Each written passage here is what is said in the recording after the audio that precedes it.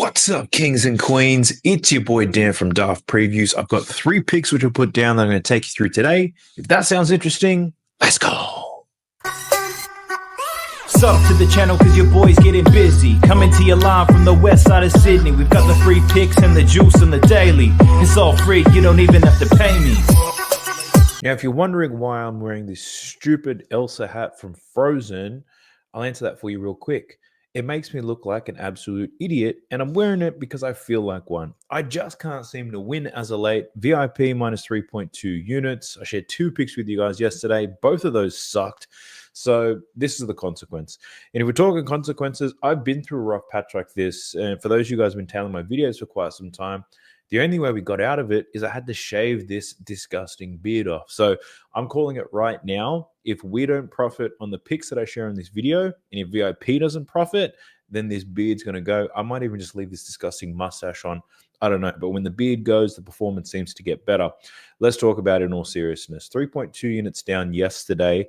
Not a bad day in VIP. If you think a bad day is 10 units, 3.2, not so bad. The problem is that this minus 2 to 3 units has been happening far too often.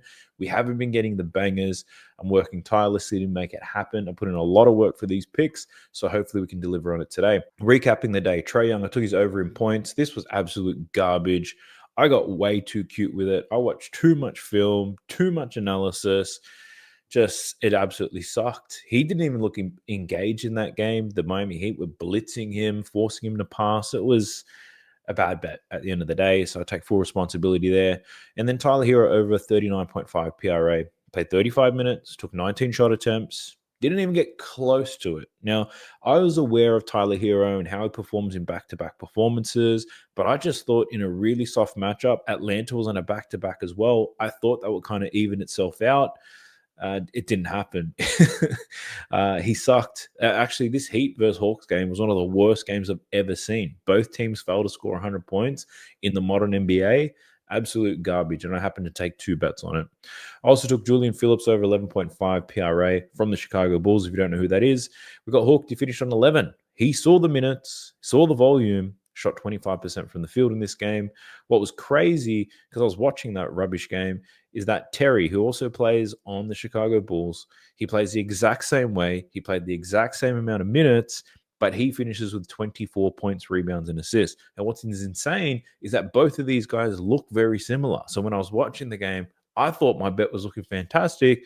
Then I checked the box score, realized it wasn't even my man. So I feel a bit unlucky on that one. I thought it was a pretty good read, but at the end of the day, good reads don't pay the bills. We need to get some winners here. Then I took Isaiah Collier over 8.5 assists, and the wagon comes to an end. He actually played really bad. He had 4 turnovers and only 4 assists. He was crushing his assist line up until that, but the matchup was great. He didn't play good. They cut his minutes. They played some other guys who played better than he did. It's as simple as that. Hit a couple of winners, though. James Harden, under 9.5 assists. This was a great bet. Went well under just as predicted. Miles Turner over 17.5 points and assists. This was a fantastic bet, and here's why. It's not just because it hit. It's because he played a ton of minutes. He took a lot of volume, and he managed to catch this bet, and he shot poorly, right? Like, some of my bets lose because a player shoots poorly. Technically, probably not the best bet out there, but at the same time, it makes sense. But when players shoot bad but still manage to cover their points line, I think that's a fantastic look. So Miles Turner, good work. Denny Advia took him over 20.5 points and assists. It was a 4th quarter cash, and this was another great bet. He shot 33% from the field. I expected him to smoke Utah scoring the ball today. Got a lot of rebounds, got a whole lot of assists, scored enough points in order to cash this bet, despite shooting so poorly. So I was really pleased with the Turner, even all these winners, really pleased. I think it just seems to be the trend. When my bets win, we're not getting lucky and just hooking a win. We're absolutely annihilating it. But when we lose, unfortunately, a couple of hooks in there. We hit a Nurkic BAP at plus 110, Advia value play at 200, and Miles Turner value play at plus 240. Regardless, the value plays not banging enough to secure some profits, but I'm feeling, despite the losing run, I'm feeling pretty confident. It's probably because of the amount of effort that I put into them. I don't know. Maybe it's the hat giving me some overconfidence. Maybe it's the fact that I'm on camera. I don't know. But I am feeling good about this upcoming slate. But yeah, I've only got 3 picks to share with you. Those who are on Winnable, You guys have been sent everything already, so hopefully you guys get on there before these lines do eventually move. But enough about that. Let's talk about these 3 picks. Then I'll take you through a couple of leans. Let's go. So we're jumping into props madness. This is the best tool you're going to find if you like betting on NBA player props. It's got advanced data, it's got shot charts, it's got assist charts. It just keeps getting better and better. I do encourage you guys to check it out. 7-day free trial. Plus, you'll get 25% off if you use the code DAFT when you happen to sign up. I also have a couple of tutorials on my YouTube channel as well, so feel free to check that out. And I've got some plans to make some more of them, so go ahead and check them out. But let's get into these picks, shall we? The first one that I want to take you through is, let's go in this Celtics versus the Raptors game. I'm riding the hot hand right now, and it's Jason Tatum. Now, I don't like Jason Tatum. Excellent player. Don't get me wrong. Excellent player, but he gets a lot of hate from the general public. And I'm one of them. I do cringe when I see him play, but I am loving this look for him. Taking his over 14.5 rebounds and assists. This opened at 13.5 at terrible odds. People still bet on it. So now it's at 14.5 at very good odds. And I'm taking that. 14.5 for Jason Tatum. Now, Tatum projected to play 37 minutes in this game. Drew Holiday is also out. And post the All-Star break, last 2 games, he's been an absolute beast. 21 and 19 rebounds and assists against the 76ers and the Knicks. What I noticed when I did a deep dive into his figures is that his pass volume slightly improved. So he's passing the ball a little bit more than he normally would. But his potential assist numbers, they've skyrocketed. In these last 2 games, 17 potential assists and against his season average of only 11. So the assist numbers, I do like them. The matchup, not the best matchup for assists, not going to lie, but at the same time, he's delivered before against the Toronto Raptors earlier this season. 10 rebounds, 7 assists, and then prior to that, he had 8 rebounds and 3 assists, but that was a 54-point blowout. Hopefully, I don't win by 50 today. But Jason Tatum, I do like him to get some rebounds and assists. If you take a look at just his rebounds, you can see just before the All-Star break, like Jason Tatum was a wagon in terms of rebounds. But before the All-Star break, he went through this stretch where he wasn't getting rebound chances. I'm pretty sure I even bet he's under on rebounds at one point in this stretch. And then as soon as the All-Star break came, got rejuvenated, and he's been rebounding like an absolute animal again. Rebound chances, 13 and 14. I do like the look for his boards as well. So I'm putting both of those suckers together. The Raptors, they do allow the 7th most rebounds and the 9th most assists to power forwards over their last 15 games. So the matchup's not too bad there for Jason Tatum. Hoping he delivers today. It's an 11-point spread. There could be a blowout, but Jason Tatum should still see 30 to 35 minutes at least. The next pick I want to share with you guys is in this Bucks versus the Houston Rockets game. Now, I'm taking Brook Lopez here, over 10.5 points. This did open at 9.5, moved up to 10.5, and for good reason. But for Brook Lopez, firstly, the hit rate on this is already fantastic. 19 out of his last 27 games, cashing like an absolute cow. Bobby Portis is out. 25 games he'll be gone for. And Brook Lopez has done a bit of damage without Bobby Portis. Over this line in 7 out of 9 games, averaging 15.7 points per game. 3 games since the All-Star break, 22, 18, and 15 points for Brook Lopez. So he's been scoring extremely well. In terms of head-to-head matchups, 1 game against Houston Rockets this season, scored 27 points, 40 minutes, 5 from 8 from deep. Like, he was killing them. And I would love to see that again, although I do not expect that again because this is a clear outlier. But what this tells me is that he will see opportunity. There is some film. You get to see how they play. Now, the way that I thought about this is the matchup, if you just looked at play types, is a somewhat difficult one, right? Brook Lopez scoring 27% of his points as a spot-up shooter. This Houston Rockets team, second fewest points allowed to spot-up shooters. Now, I will say this, that spot-up shooter rule for the Houston Rockets generally applies to people who spot up and only spot up. Whereas what you'll find is Brook Lopez, a lot of his spot-up opportunities actually come out of a pick and roll. And basically the game plan here for the Milwaukee Bucks, knowing that the Houston Rockets are a strong defense, this is what you're going to see for a lot of the game. Giannis, they're going to look to hunt mismatches with Giannis. If you can find smaller players, the guards, Green, Van Vliet, even Amin Thompson at times, they're going to look to exploit the mismatch, dominate there, and that's going to force someone like an Alperen Şengün to have to double, right? The other way they're going to do that and score some points here, they're going to look to target Şengün up top. In that pick and roll, it's going to be Dame hunting that Şengün switch. Şengün's going to fall into the drop coverage. to avoid switching. And Brook Lopez, not going to dive to the rim. He's going to stay out at the top, be open at the top of the key.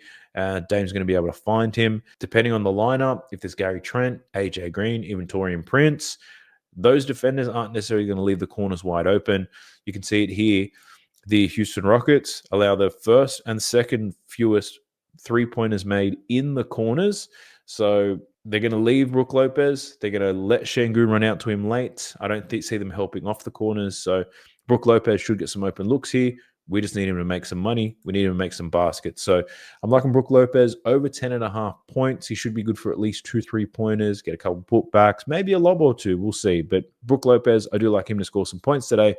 And then my last pick, we're heading over to the Spurs versus the Pelicans, and I'm jumping on Kelly Olynyk today. And for Kelly, I'm looking at over 8.5 rebounds and assists. Now, Kelly Olynyk's only been with the New Orleans Pelicans for a short period of time, and normally I avoid players like this with a short sample size, but normally my techniques have not been working. So we're rolling with some small sample size here for Kelly Olynyk. Now, he's projected to play 24 minutes in this game. Victor Wembanyama is out for the San Antonio Spurs, which helps Kelly Olynyk's rebounds and assists immensely. Now, if we look at Kelly Olynyk, I looked at his games where he plays at least 20 minutes, 20 to 25 minutes. You can see here he's over this line in 5 out of 7 games, averaging 10.4 rebounds and assists.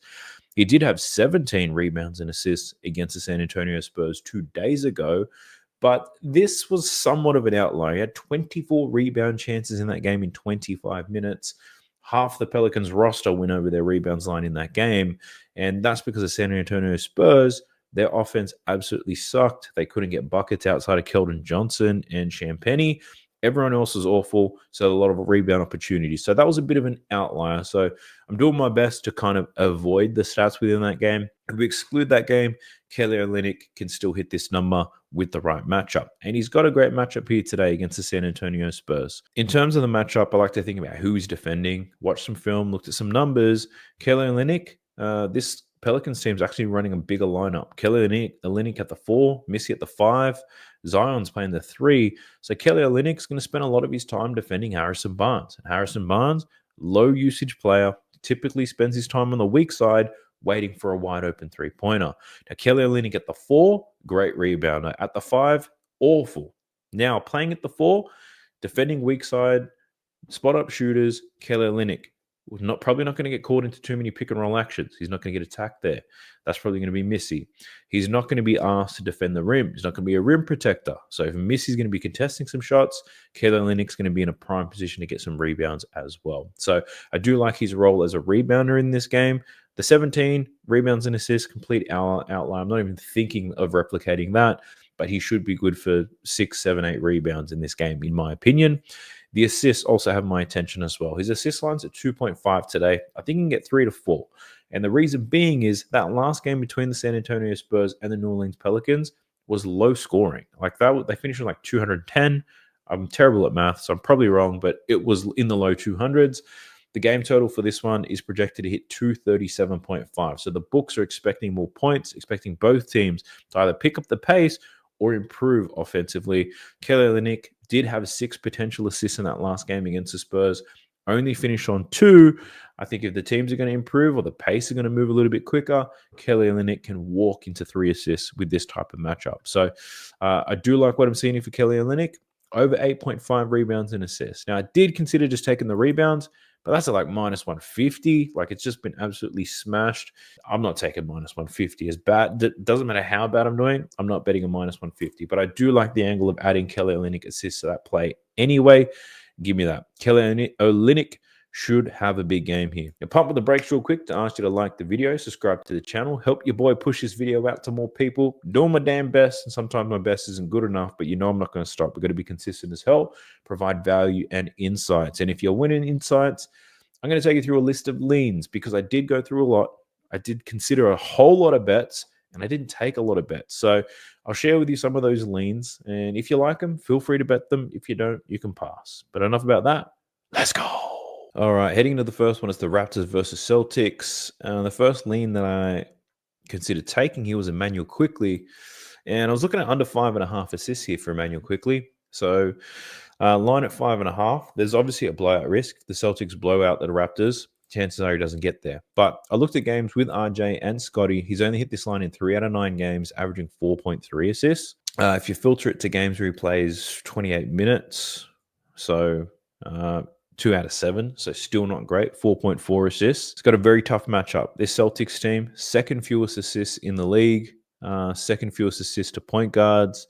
If you look at where he likes to get his assists, Maxey gets 34% of his assists around the restricted area, and the Celtics, third fewest assists allowed in above the break and in the restricted area. So it's a very difficult matchup, I'll say that. So I've said this 1,000 times, but Boston, they're not going to send help. They're going to let Emmanuel quickly play one-on-one. They're probably going to force him to shoot the ball a little bit more. I don't see him getting the 5.5 assists.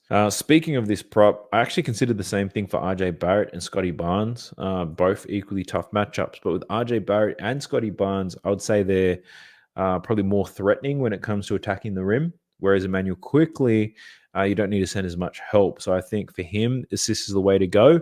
But the only reason I didn't take it is what if the Boston Celtics don't blow out the Toronto Raptors? If the game does stay close, Emmanuel quickly, as their point guard, is going to see high usage. And with high usage, he may surprise us sometimes. So like if we look at his games against the Cleveland Cavaliers, that's a difficult matchup. He had 7 assists, 13 potentials. They only lost that game by 6. And I'm pretty sure the spread was a lot higher than that. So that's the only reason I'm not betting Emmanuel quickly. I also don't like betting on unders. I still do it from time to time, but yeah, not betting on that one. But that's one that I strongly considered. Another one I strongly considered, which is another under, more of a system play, it's KCP. If you find a difficult matchup for KCP and Franz and Banchero are playing, I typically take it every single time. Now, with Franz and Banchero, he's under this line in 14 out of 18 games, averaging 9.2 points, rebounds, and assists. So I was looking at 11.5, taking the under there. The Cavs, they do allow points to spot up shooters, though. It's probably the only weak point defensively, the 9th most points to spot up shooters. And that's the reason why I didn't take it. And KCP has struggled even in good matchups, but with a line so low, all it takes for him to get hot for a couple of possessions, make 2 or 3 3-pointers, and this bet could be smoked. If you look at the games where he did go over, though, the Brooklyn Nets, they allow the 6th most points to spot up shooters. The Golden State Warriors, third most points to spot up shooters. The Denver Nuggets, the 2nd most points to spot up shooters. And the Memphis Grizzlies, they allow a ton of points above the break. So I think it's the 3rd most points above the break. So in very easy matchups, KCP's gone over. This matchup against Cleveland, you could say, is probably still more difficult. They don't allow many points above the break, although they do allow points to spot up shooters. So, yeah, bit of risk there, but I do like it, which is why I considered betting on it. But ultimately, I didn't. The next one is in this last game, the Lakers versus the Mavs. Now, I can't assume this, not everybody, but a lot of people looking at the angle of Luka, revenge game, take his over. And I'll be honest with you, I considered it the minute the trade happened. They spoke about the game on the next game for the Lakers and the Mavs, and I thought Luka's going to kill him. Now that the game is here and his line's at 31.5, I'm not game enough to take it, if I'm being honest with you. So I'm not betting on Luka, but I get the angle if you do. I need more than just revenge, honestly, to give me some confidence in a bet. But there are 2 leans I had in this game, and you could say both of them have a revenge element. The first one is for Dorian Finney-Smith, and I was looking at his over in his rebounds and points and rebounds. Points and rebounds, we're looking at 9.5. I was looking at it over for Dorian Finney-Smith. Now, he's projected to play 27 minutes. Now, for me, I looked at games where he sees 25 to 28 minutes. As a player off the bench, pretty locked in on those type of games. And if you take a look, when he plays 25 to 28 minutes, he's over this line in 13 out of 17 games this season, 13.4 as an average. But since he's joined the Lakers, I think we've got a smaller sample size here. Probably the last 7 games, I think. Last 7 games where he plays this range of minutes have all been Laker games. He's over this line in 5 out of 7 games, 11.9 points and rebounds as an average. Now, if you take a look here, one thing that's really interesting with Dorian Finney-Smith, if we just look at his last 20 games, what you'll see here is when he has a bad game, he typically bounces back quite well. And he shot poorly against Denver. He was 1 from 5, still had 4 rebounds though. Up against Dallas, which was his old team, he was in Brooklyn before being in the Lakers, but did get traded from Dallas, and 14 points and rebounds this year against Dallas. Last year as a Brooklyn net, 19 points and rebounds. So Dorian Finney-Smith, I think the research makes sense. The analysis is pretty good. The risk here with Dorian Finney-Smith, though, is that he's got low volume, right? So you only have maybe 5 to 7 chances here in terms of shooting the ball, probably even less. And if he misses his first couple shots, it's probably going to deter him from wanting to shoot anymore. So that's the only risk, but the matchup makes a ton of sense. He's got a good matchup to score points here. Dallas pretty soft when it comes to defending spot-up shooters, especially in the corner. So Dorian Finney-Smith scoring 23% of his points from the corner. The Dallas, that's the weakest point on the floor when it comes to allowing points. So Dorian Finney-Smith, that's definitely one that I strongly considered, but I found a reason not to bet it. And then the other person is Max Christie, taking him over 11.5 points. Now, this one's very straightforward. Projected to play 32 minutes like he has in every game except the blowout against the Warriors. Over this line in 7 out of 8 games since he joined the Mavs. He's averaging 15.3 points as a Mav. He did register only 8 points, actually even less, 2 points against the Golden State Warriors. He was 1 from 5, 0 from 3 from deep. Got absolutely decimated, but he's got a good matchup here against the Los Angeles Lakers. They do allow a ton of catch and shoot opportunities, and that's especially after the trade. So since they lost Anthony Davis, made them a little bit weaker inside, the way that they've adjusted is they collapse the paint. And when they collapse the paint, they're going to give up more catch and shoot opportunities. It's that simple. Now, half of Max Christie's shot attempts actually come from catch and shoot situations. So I think he's going to see the opportunities. He's going to see the volume. Will he make the shots? That I do not know. Max Christie also should be very motivated in this game. Got traded in that Luka trade. Nobody spoke about the Max Christie element. So he should be somewhat motivated in this one against his old team. He's going to see the minutes, provided the Dallas Mavericks don't get blown out. And that's the only risk that I have here. Like on paper, the Lakers should absolutely kill the Mavericks the way the teams are currently constructed. The Mavs got no depth down low. If LeBron chooses to drive, he's going to score. Like, it's pretty much that simple. So if there's another blowout on the cards for the Mavs, I'm going to feel like an absolute asshole for betting Max Christie today. So that's the only reason I'm not, but every other element of this bet ticks all the boxes for me. So that's a wrap on today's video, gang. I do hope you liked it. I hope it provide you with some value. I hope you, this stupid hat that I'm wearing, provide you with some entertainment. But I do wish you the best of luck. I hope you absolutely green out on your slips. I'll catch you guys in the next one. Peace!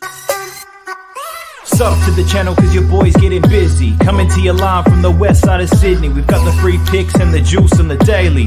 It's all free, you don't even have to pay me.